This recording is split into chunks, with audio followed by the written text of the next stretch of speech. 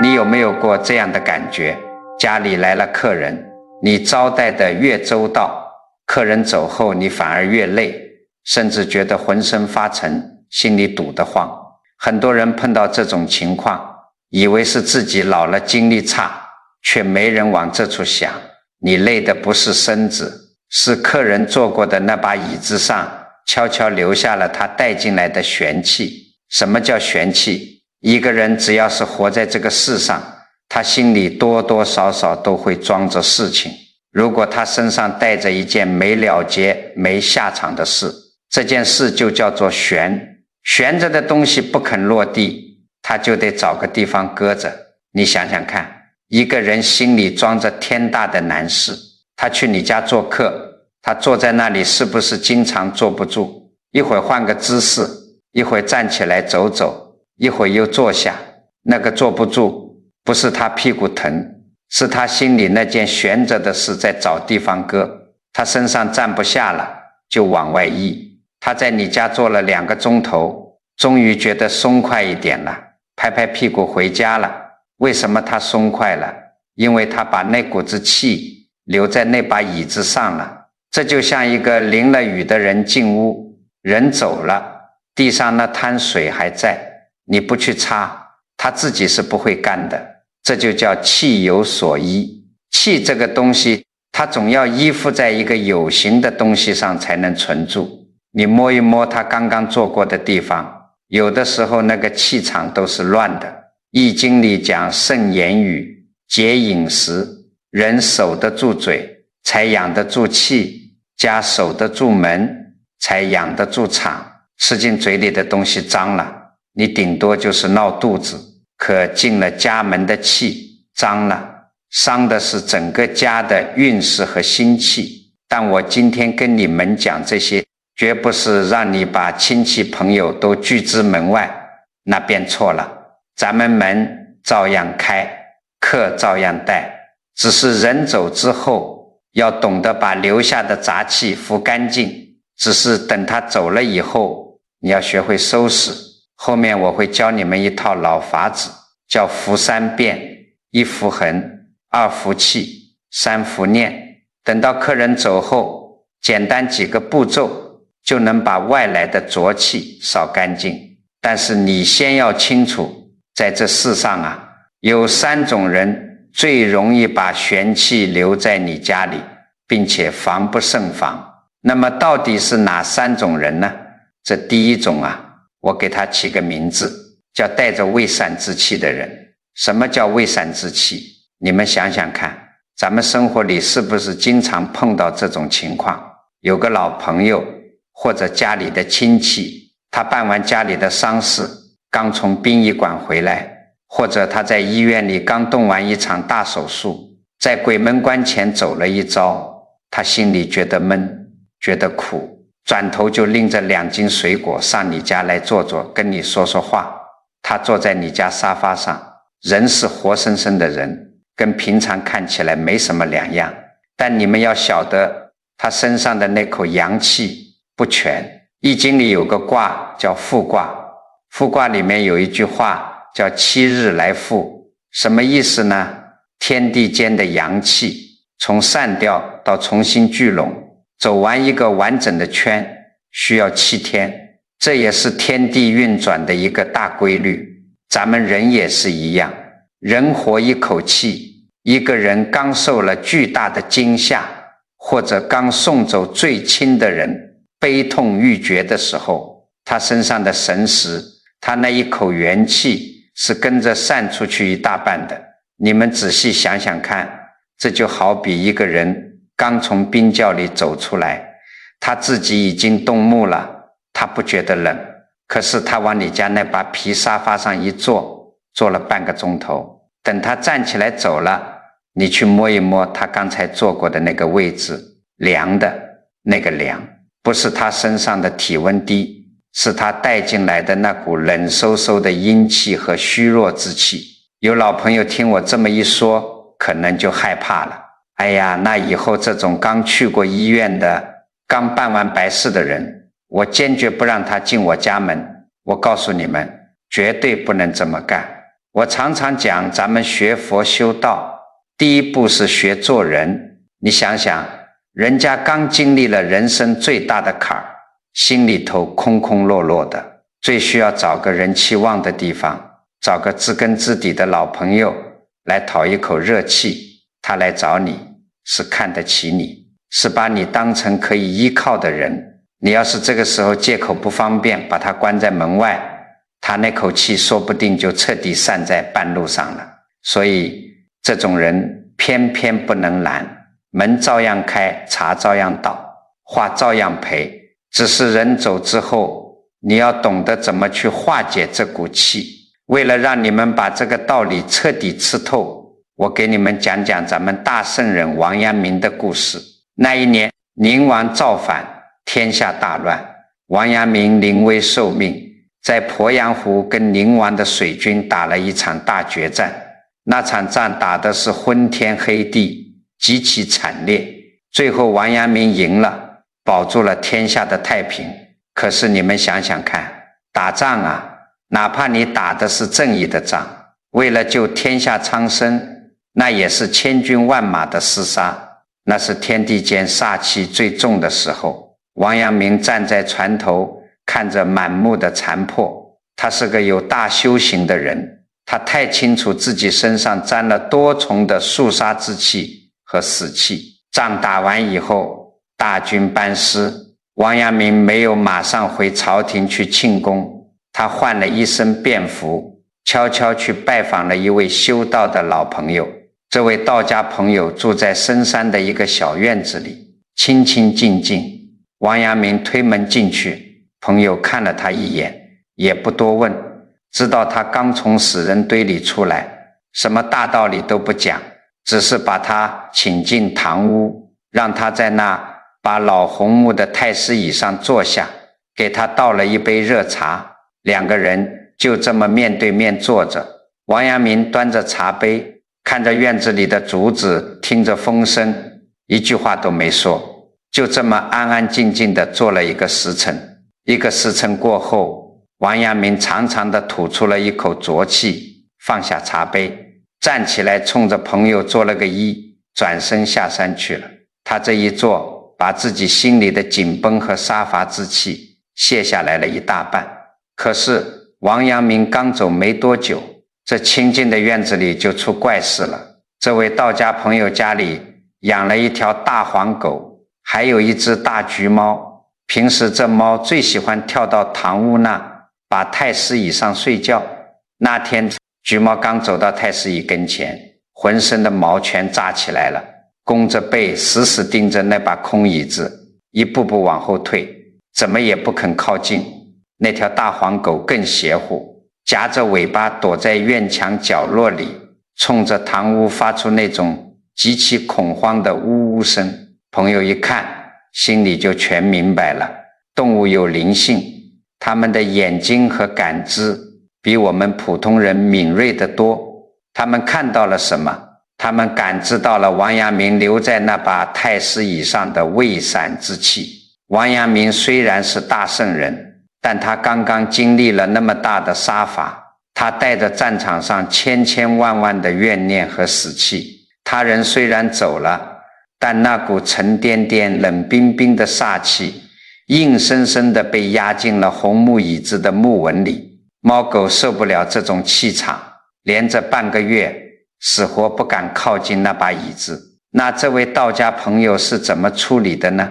他拿来一块干净的棉布，打了一盆清水，走到那把太师椅跟前，他把布在清水里洗净拧干，然后顺着木头的纹理认认真真的擦。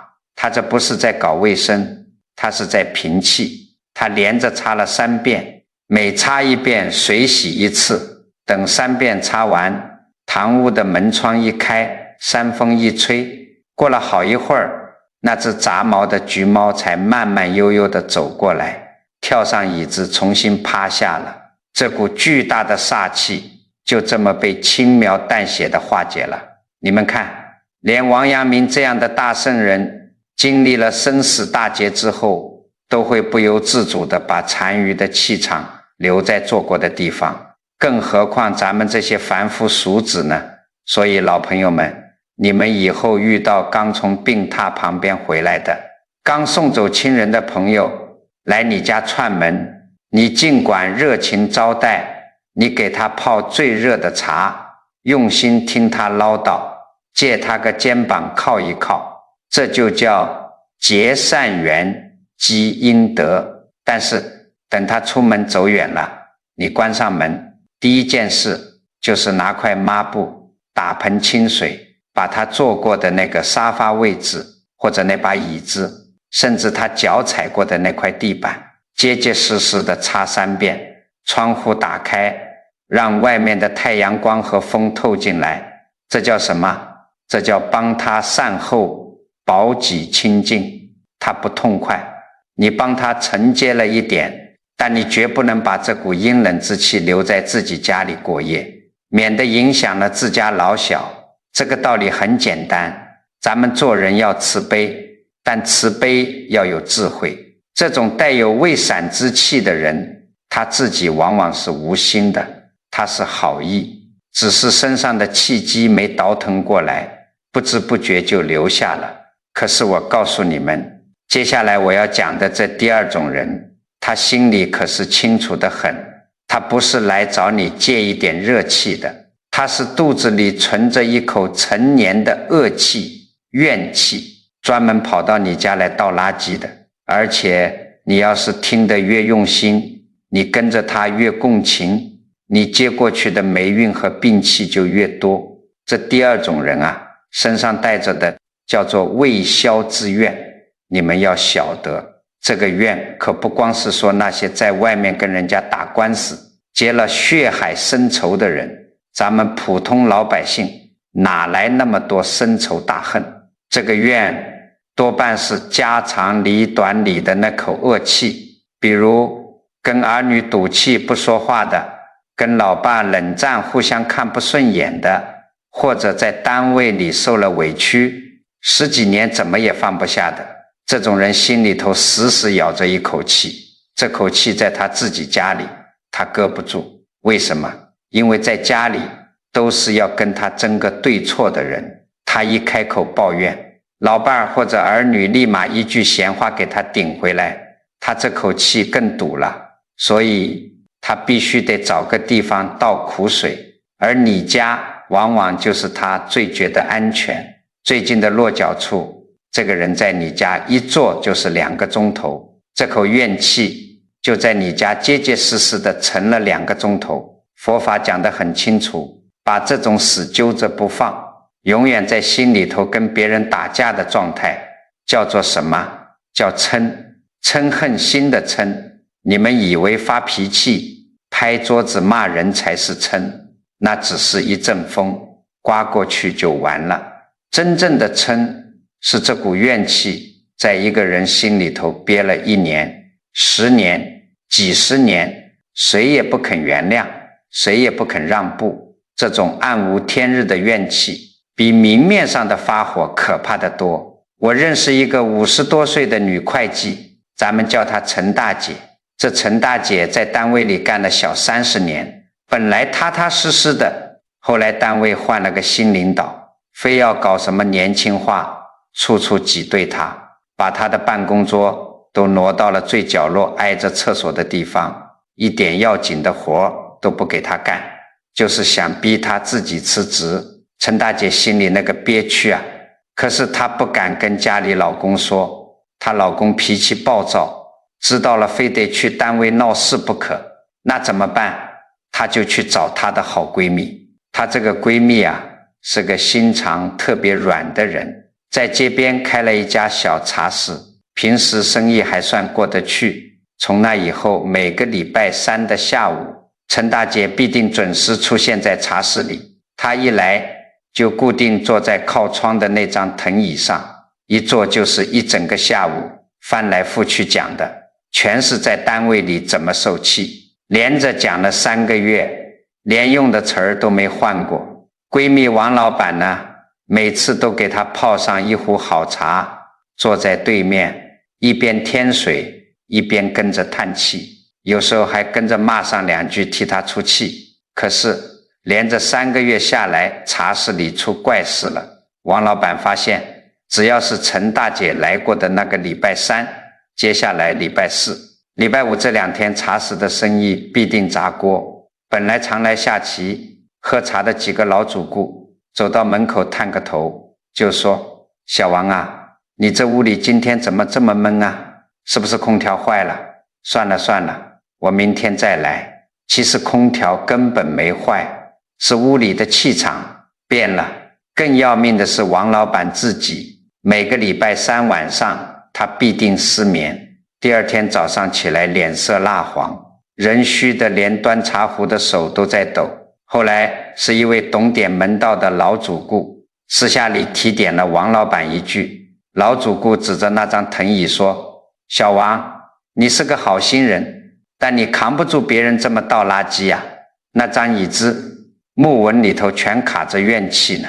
王老板这才猛地醒悟过来，可是几十年的老闺蜜，总不能人家一进门你拿个扫把把人家往外赶吧，那不成绝交了吗？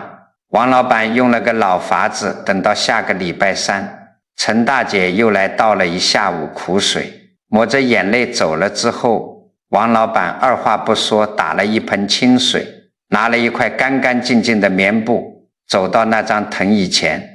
第1遍他拿干布把椅子面上扶手上仔仔细细擦了一遍，连椅子腿都没放过。第2遍他把布在清水里洗透，拧到半干，然后把茶室的2扇大窗户哗啦一下全推开，外头的新鲜风一灌进来，他就不声不响地顺着藤椅的边纹从里往外擦。擦的时候他一句话也不说，连气都不多喘一口。第3遍他换了一盆最干净的水洗了布，一边擦心里头一边默默地念叨：个人的因果个人担，你的苦我听了，你的怨我不留。连着这么办了3次，到了第4个礼拜，陈大姐再来的时候，发现自己那些车轱辘话说的没那么起劲了。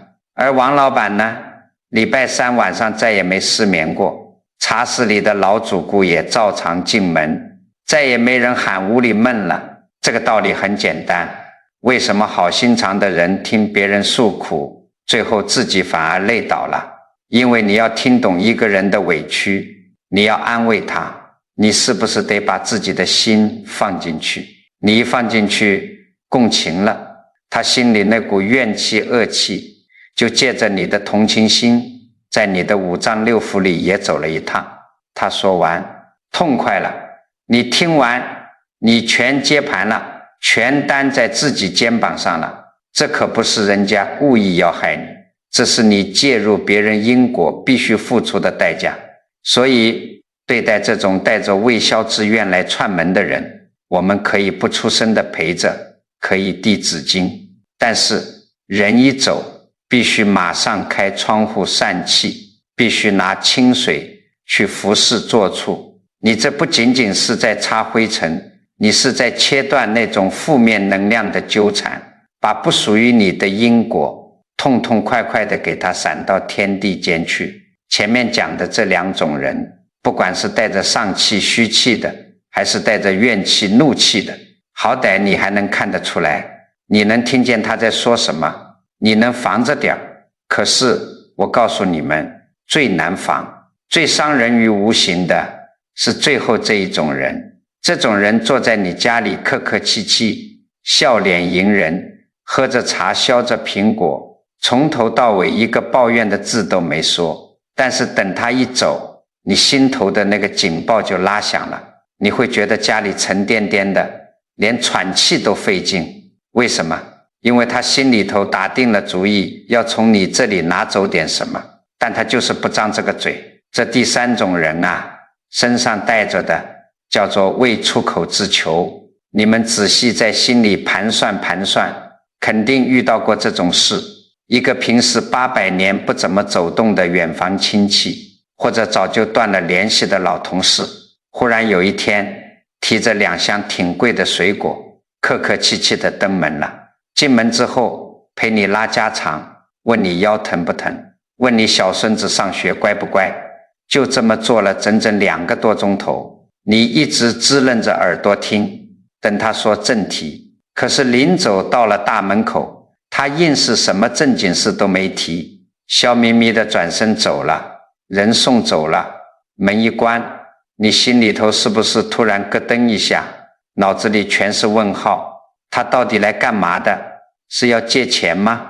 是想托我办事吗？还是我家出了什么事？我不知道。我告诉你们，只要你心里开始这么翻腾，你就已经中招了。为什么？这个道理很简单，一个人心里要是有求于你，他把话说出口了，哪怕是开口借10万块钱，你痛痛快快答应了，或者你一口回绝了，这件事他都有了个下场，有了下场，这件事就落地了，你们俩之间的这笔账在明面上算清楚了。可是如果他偏偏不张嘴，这件事就悬在了半空。易经里有个虚卦，上边是水，下边是天，水高高的悬在天上，变成厚厚的黑云彩，迟早要砸下来一场大暴雨，但是他现在就是不掉下来。一个人心里有大求而张不开嘴的时候，就是这个样子，他藏在最暗处，一直悬在半空中，所以它的分量才最沉最可怕。我给你们讲咱们历史上一个故事，你们就知道这种未出口之求有多吓人了。郭子仪大家都在戏文里听过，平定天下的老郡王，一生什么大风大浪，什么千军万马没见过。可是有一天底下人通报说有个叫卢杞的官员要来府上拜访。这个卢杞是个什么人？他是个权臣，心思极度阴险狭隘，而且长得非常难看，传说半边脸是青的。郭子仪一听卢杞要来，整个人如临大敌，马上吩咐下去，把家里所有的女眷、丫鬟、婆子全部赶到后院锁起来，严令谁也不许出声，连府里的猫狗都拴严实了。大堂里只留他一个人。卢杞进了大堂，郭子仪亲自端茶倒水，态度极其恭敬。两人坐在大堂的太师椅上，卢杞端着茶杯慢条斯理地喝着。他东拉西扯，一会儿说说长安城里的天气，一会儿夸夸郭家的宅子修得气派，可就是不提他今天到底来干嘛，也一点没表露出要结交或者要找茬的意思。就这么不咸不淡地坐了半个时辰。卢杞站起来拱拱手告辞了。卢杞前脚刚跨出大门，郭子仪长长地出了一口气，一摸后背，衣服全被冷汗湿透了。家里人从后院出来，非常不理解，问他：您老人家是一个兵马大元帅，位极人臣，怕他一个小小的卢杞干什么？躲得连家里的女眷都不敢见人。郭子仪叹了口气说：你们不懂啊，他这个人长得丑，心眼又极小，如果今天你们女眷在场，哪怕是不小心多看了他一眼，或者实在没忍住掩着嘴笑了一下，他嘴上绝对不会说什么，但是咱们郭家将来就会有灭门之祸。他今天来是一句狠话都没说，但他心里头那个恶毒的盘算，那个阴沉的试探，已经布满这间屋子了。郭子仪懂气机里的厉害，他知道卢杞虽然什么都没求，什么都没要，但他留下了一个极其沉重的念。郭子仪立刻吩咐下人把正堂的大门窗户全部敞开，打来刚从井里挑出来的清水，把卢杞坐过的那把椅子连同脚底下的地砖结结实实的擦洗，连着洒扫了3天，散了3天的气，才敢让家里人重新进这个大堂。你们想想看，连郭子仪这样福报深厚、阳气极旺的大将军，都要用洒扫开窗的方法去化解小人留下的未出口之念，更何况咱们这些普通的肉体凡胎呢？虽然咱们碰不到如其这种大奸臣来算计咱们的命，但是咱们遇到的亲戚朋友，他们带来的那种未出口之求的磁场是一样的沉闷伤人。你想想，那个亲戚最后为啥开不了口？多半不是因为他有多深的城府，而是因为他自己心里也过不去那一关。他想要开这个口借钱，他就得彻底扯下脸皮，承认自己混不下去了。这一句认输的话，比他要借的那10万块钱难说得多。所以他坐在你家的沙发上，他的内心是在剧烈打架的。他的自尊，他的恐惧，他的走投无路，全在他肚子里翻江倒海。那股强大的纠结和难堪，就顺着他的脚底板，顺着他坐着的地方，全部渗进了你的家里。虚挂那个悬在半空的坎，不仅悬在他的头上，也悬在了你的头上。这种人走了以后，如果你不去化解，那个沉甸甸的磁场就会一直笼罩着你。你会变得多疑，你会跟老伴吵架，是不是你前天说漏嘴了？是不是咱们家入富了？你看，原本人家一句话没说，你却因为承接了这个沉重的意念，自己家里先生了内乱。所以碰到这第3种人，你心里不要去恨他，你反而要明白他的可怜。他开不了口，他那头也悬着在受罪，但是同情归同情，他走了之后，你该收拾还得收拾。讲到这里，这3位课咱们都讲明白了。这3种人送出门以后，咱们家里的椅子上、沙发上，就算落满了这些乱七八糟的气，那到底该怎么收拾？前面我提过一个老法子，叫扶3遍。这时候肯定有人要问了，为什么非得是3遍？1遍不行吗？我拿一块好一点的抹布，多打点肥皂，使劲给它擦1遍，擦得锃光瓦亮，一尘不染，把灰全弄掉不就完了吗？我告诉你们，擦干净那只是为了讲卫生，是搞给别人看的。咱们老祖宗留下的这个扶3遍，可绝对不是洗洁精擦桌子那么简单。这3遍其实大有玄机。咱们老祖宗在易经里头有一个专门对付这种坏东西的卦，叫蛊卦。你们晓得蛊字怎么写？上面是3条虫，下面是一个装东西的器皿，这意思就是一个碗一个盘子，里头生了虫子。这就说明东西不是从外面弄脏的，是从里头烂掉的，坏事已经发生了。那怎么办呢？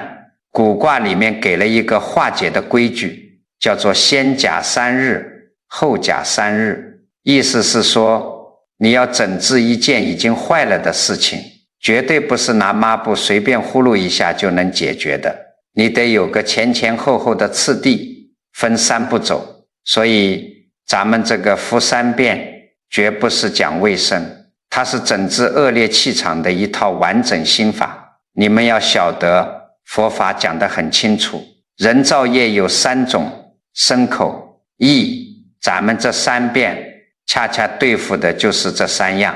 头1遍叫一敷痕，对付的是身体留下的痕迹。你拿一块布，把人家坐过的椅子面、扶手还有脚底下踩过的那块地砖，踏踏实实擦1遍。这一遍最要紧，它不是擦灰，它是让你亲手去认账。咱们普通人最容易犯的毛病，就是遇到糟心事喜欢装傻，偏要骗自己说没事没事。你不认那个烂摊子就一直在那儿，你亲自擦了这1遍，就是在心里承认今天这儿来过一个人，他确实给我带来了一点麻烦的磁场，认了病才能往下治。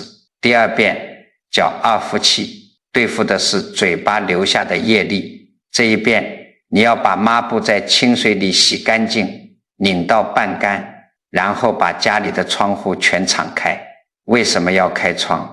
因为第2遍对付的是气，人家在你家叹的气，说的那些倒霉话，全散在半空里。你不开窗，你拿布在屋里一通乱抹，那叫把浊气搅和了一圈，最后还是落回你家沙发上。你开着窗从里往外擦，而且记住，这一遍最好闭上嘴，一句话别说。你一边散他的气，一边自己嘴里还骂骂咧咧，那不就白搭了吗？等这2遍敷完了，屋子里的痕迹没了，空气也流通了，这个时候最关键的来了。这第3遍叫三伏念，对付的是你的意业。我告诉你们，这最后一遍换上最干净的水再擦一次，根本不是给那把椅子擦的，更不是给那个走掉的客人擦的。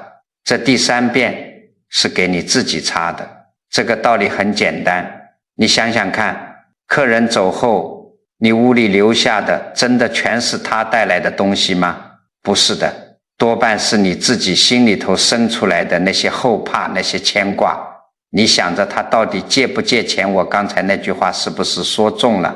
这些全是你自己长出来的妄念。人家早回家呼呼大睡了，你半夜睡不着觉，到底是谁在折磨你？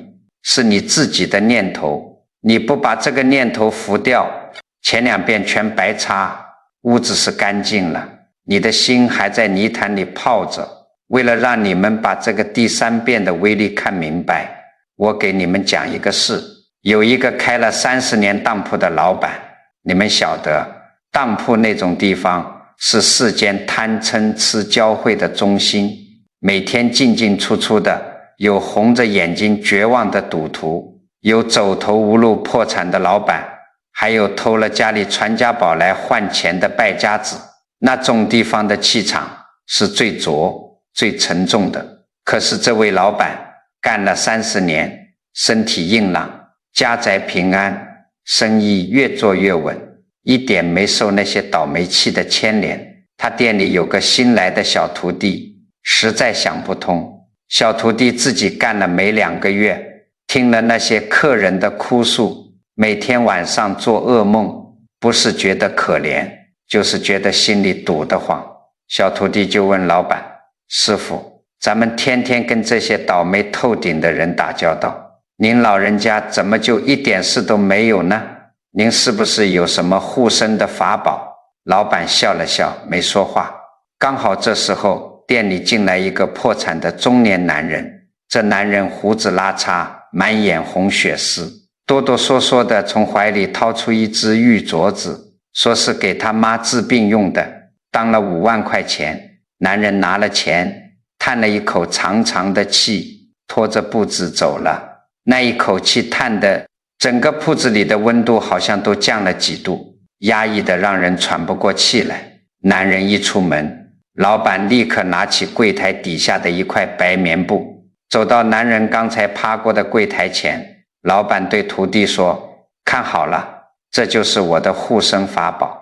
老板拿着白布在柜台上结结实实地擦了第1遍。他说，头1遍我认账，我承认世上有这样的苦难，有这样的因果。接着老板把布放进清水盆里洗了洗，拧干，打开铺子的大门，顺着柜台从里往外擦了第2遍。他说，第2遍我散气，把他刚才留下的绝望懊悔全部散到大街上去，不留在我这店里。擦完前2遍，老板停顿了一下，把白布在清水里又透了1遍，用最慢的动作把柜台的边边角角又抹了1次。老板看着小徒弟，神情非常严肃地说道，这第3遍我是在擦我自己的心，我擦的时候就在心里明明白白地告诉自己，他的难处是他的因果，他的债必须他自己还。我不去生出高高在上的同情，我也不去生出占了便宜的贪婪。只要我的心不动，他的烂因果就绝不可能爬到我的身上来。小徒弟听完，冷汗都下来了，这才恍然大悟，老板这30年每天都在用这块白布洗刷自己的心呐。如果不擦这第3遍，老板要么被客人的悲惨拖垮，变成一个终日抑郁的人，要么被客人的软弱勾出贪婪，变成一个趁火打劫的黑心商人。这两条路不管走哪一条，老板的福报都会漏得干干净净。所以诸位老朋友，你们现在明白为什么要服3遍了吧？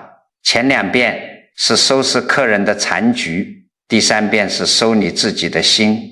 咱们遇到事不纠缠不执着，在心里默默念上一句佛号，或者对自己说一句个人因果个人担，放下了，这就叫过关了。道理讲透了，可这服3遍到底该怎么个实操法？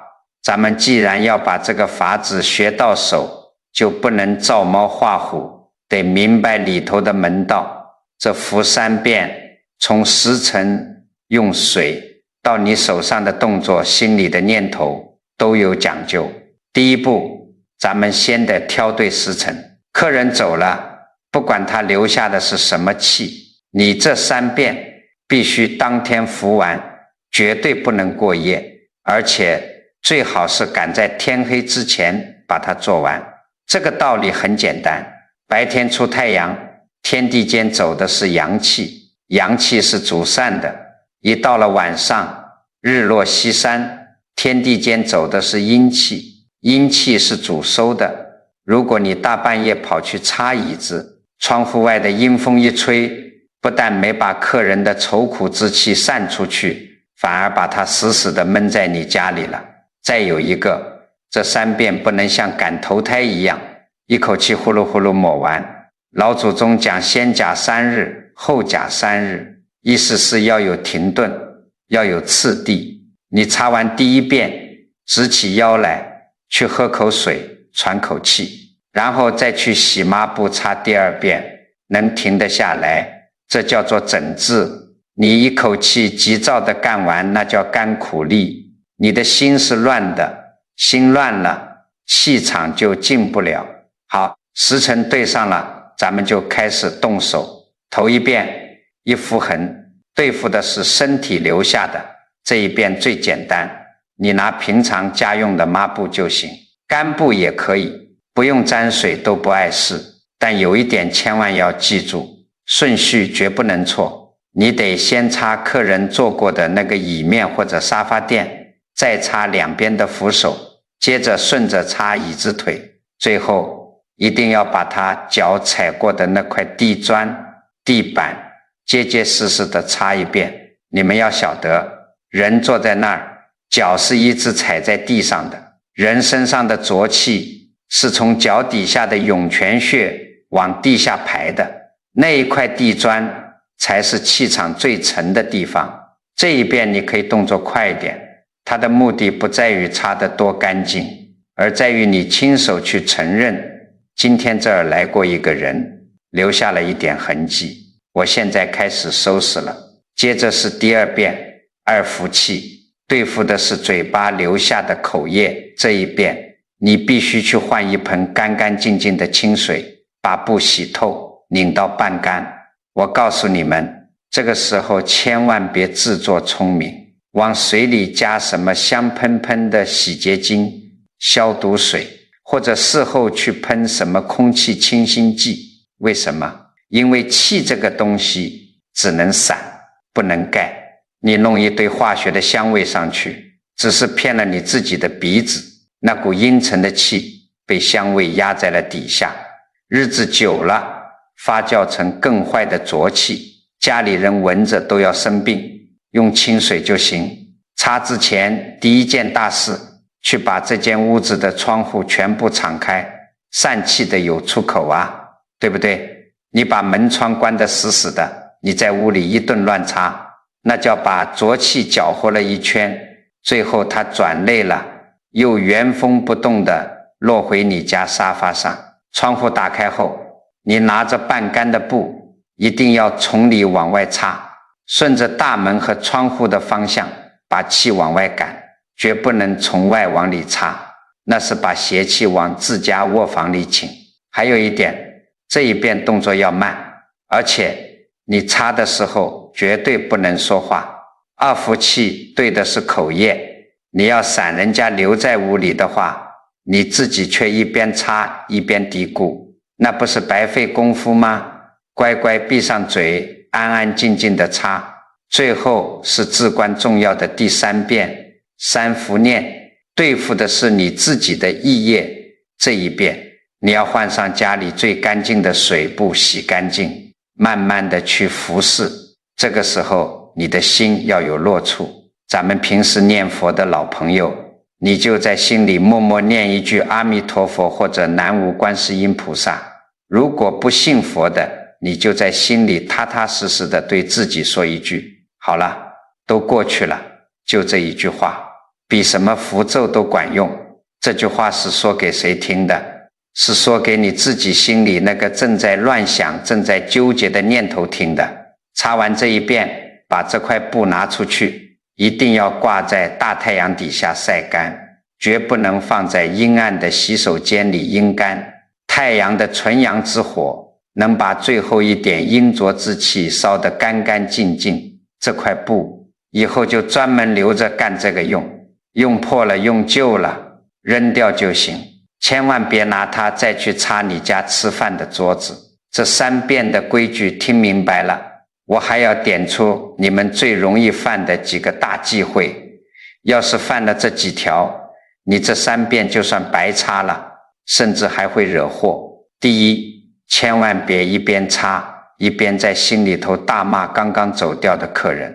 你想想看，你本来是在清理他留下的怨气，结果你心里恨得咬牙切齿，骂他不识好歹，骂他是个扫把星。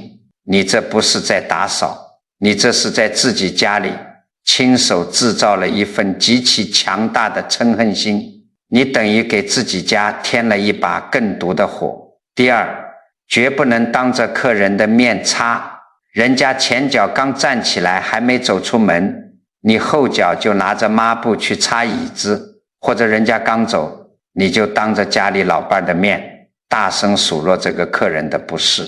佛法讲得很清楚，这叫把争斗之气强行留在了自己家里，客人心里会生怨，你家里的磁场立刻就会变成天水围形的破财局。讲到这里，方法全交给你们了，可是最后我要跟诸位交个实底，教你们这套法子有2条红线，你们是万万踩不得的。一旦踩了，你不仅修不来福报，反而会害了你自己。这第1条红线你们要晓得，易经里有个遁卦，遁卦上面是乾卦，下面是艮卦，艮代表山，意思是止。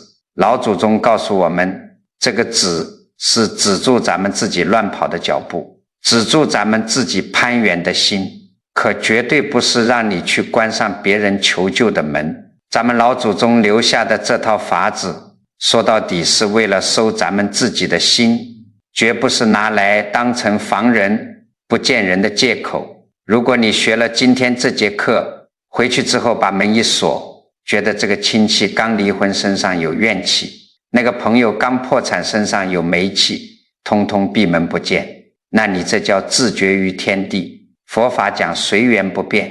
什么叫随缘不变？亲戚朋友遭了难，带着满身的未了之事来到你家门前，这就是缘分到了，你大大方方地把门打开，请他进来坐，给他泡一杯热茶，听他倒一倒苦水，这就是随缘，是你的大慈悲。他做完了，心里的难处松解了一点，他走了，你关上门，用清水把屋子拂3遍，把你自己的心洗干净，不被他的因果纠缠，这就叫不变。有接纳的慈悲，又有脱身的智慧，这才是真正的高人。这第2条红线更是要命，千万不要听了这堂课就落下了疑心病。我告诉你们，逢人来就扶，见谁都怀疑人家身上带了脏东西，那不叫谨慎，那叫你自己心里先生了病。咱们平时一年到头，其实也遇不上几次真正带着深仇大恨或者巨大悲戚的人，遇不上那是你的福气。说明你身边的圈子很干净。如果你现在看谁都不对劲，觉得大姑姐来了带穷气，小舅子来了带怨气，你看所有亲戚朋友都像防贼一样，那最后变成什么样了？你自己就变成了咱们前面讲过的第二种人，那个心里永远存着一口气，永远在跟外界为行的怨妇，你的家运绝对好不了。所以这套法子备而不用是最高明的，真遇到了咱们有招数化解，平时呢咱们依然和和气气的过日子。好了，讲了这么多，我知道你们年纪大了，听着听着可能前面就忘了，没关系，我最后再给你们啰嗦一遍，这几件事你们千万给我记在心里头。第一，不管是遇到刚经历了生死大变带虚冷之气的，还是受了委屈带怨恨嗔气的，或者是心里有球开不了口带悬空之气的，这三种人只要到了你家门口，门照开茶照倒，不能把人挡在门外。第二，人走之后一定记得去把坐处拂3遍，用什么？用清水，千万别弄那些香喷喷的化学品去盖味道。第一遍拿干布符痕去认这个账，第二遍开窗服气，这一遍要把嘴巴闭严实，别说话，让阴浊之气散出去。第3遍换最干净的水拂念，在心里默默告诉自己都过去了，个人的因果个人担。还有，打死别做这几件事，别一边擦一边在心里咬牙切齿地骂人家，那是你在往自己屋里招邪火。千万别当着客人的面擦，那是结仇，更别从此落下了疑心病。看哪个亲戚都像扫把星，防人防的连日子都没法过。这几步你们照着做，家里的气场绝对坏不了。你们要晓得，咱们老祖宗在易经里讲了一句极其重要的话，叫终则有始。什么意思？就是告诉你旧的事情，坏的磁场，你得亲手给它画上一个结结实实的句号，把它干干净净的了结了，新的一天，新的好日子才能起个头。如果你扶不干净，旧账永远烂在屋里，新福气就进不来。所以啊，咱们说那些扶得干净的高人，他不是说他家的桌椅板凳擦得比别人家亮堂，而是他的心里比别人更能空得下。你的心空得下，才装得进新的好日子。这个道理很简单，老祖宗讲的慎言语，节饮食，说到底讲的就一件事，你让什么东西进来，你最后就会变成什么？吃进你嘴里的是饭菜，走进你家门的是客人，可真正钻进你心里，留在你家里的是你自己的念头。这3样里头，最要紧的就是最后一样，这也是天地之间唯一一样你能够完完全全自己做主的东西。今天这堂课表面上讲的是契机，是打扫，其实讲的全是咱们的人心，是无形的因果。我希望你们听完之后，不要自己一个人捂着，你们动动手指，把今天这个视频转发给你们的亲戚老朋友。你不要觉得这是在凑热闹，我告诉你们，这就是在做法布施。你想想看，你的朋友可能正因为听了别人的闲言碎语，天天在家里生闷气，整夜睡不着。你的亲戚可能正因为不懂得收心，在家里天天跟儿女吵架。你今天这一转发，你这一句提醒，可能就让他心里那个死疙瘩解开了，让他少造了一场口业，少走了一条弯路，甚至救了他一家的家运。你帮别人化解了烦恼，这就是赠人玫瑰手有余香，这就是你自己在积福积德，功德无量啊。如果你觉得今天讲的这番话对你在这世间过日子有帮助，那就请你动动手指，给这个视频点个赞，点个关注。最重要的是，我希望大家看完之后，都在评论区里留下一句善言，你可以写上一句随缘不变，心静家安，或者是诸恶莫作，众善奉行。文字是有力量的，念头是有能量的。当咱们成千上万个人的善念全部汇聚在咱们这个评论区里，那形成的正向磁场和能量场威力是不可思议的。你今天写下的这句善言，发出的一份慈悲，最后全都会化成实实在在的福报，回向到你自己和你的儿孙身上。